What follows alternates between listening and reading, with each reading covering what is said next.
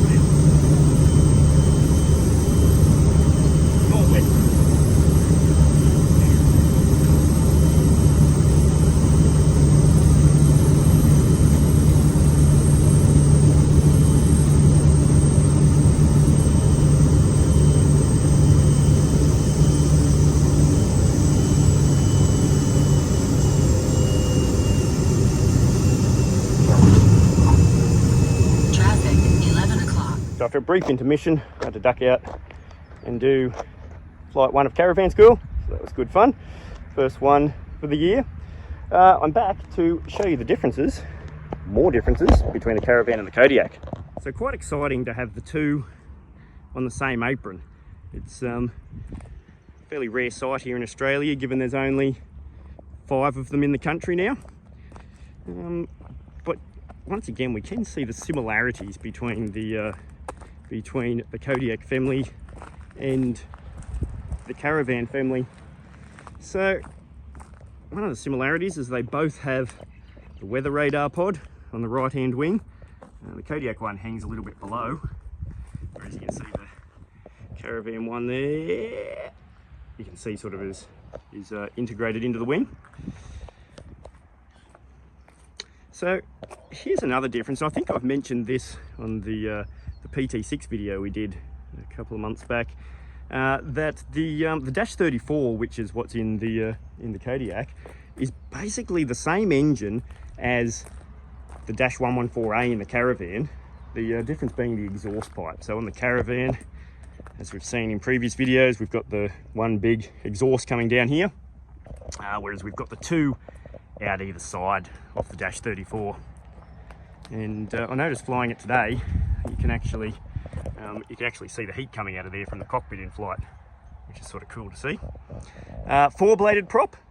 So I did notice landing it today that it does have slightly less disking effect or prop braking on the runway after landing than the Caravan does with the three-blader, which, being three-bladed, is a little bit of a wider diameter prop. So that was something to note. Neither's better or worse, but just slightly different in handling feel. Massive flap runners.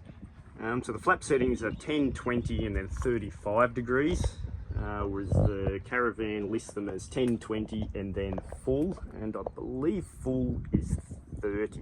I don't think it even refers to it as a degrees though in the POH. I think it just refers to it as full.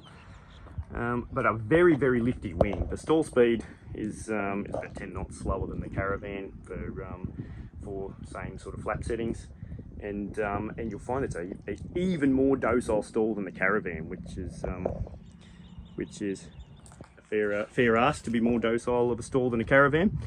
But you'll see in the video, well, you might see we did film it, but I haven't checked whether it's come out or not yet. But the video we just took of stalling it and added just a 50 foot-pound of power, and as we were sort of at the stall with full flap, and we're maintaining a ground speed straight and level of 39 knots.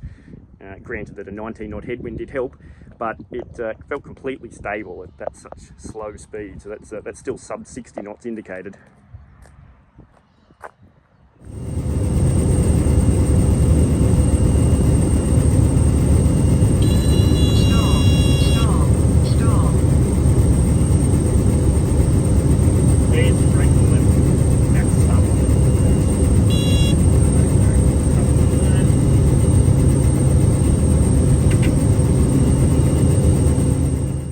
Thing I did find was that being a bit shorter than the Caravan, well, especially the Grand Caravan, but it is shorter than a short body as well, that in the flare, just a little bit heavier back pressure, a little bit more back pressure required to get the same flare effect. That's even with the small wind of back trim like we do in the 200 series Cessnas, because that always seems to work as a nice trick, but just needs a little bit more pull on the elevator to flare, and I think that's just due to it being a little bit shorter, so we have a little bit less of an arm down to the elevators. But once again, neither better or worse, just slightly different feel.